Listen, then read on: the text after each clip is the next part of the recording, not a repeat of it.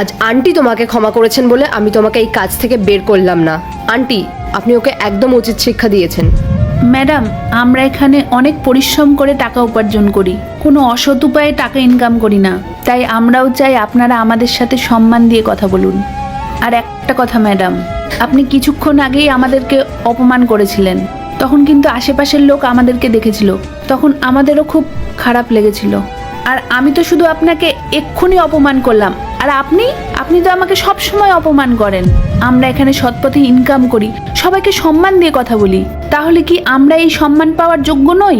আমি তোমার মায়ের বয়সী, এই কাজের কথা বাদ দাও, অন্তত এই বয়সটা দেখেও তো আমাকে একটু সম্মান করতে পারতে।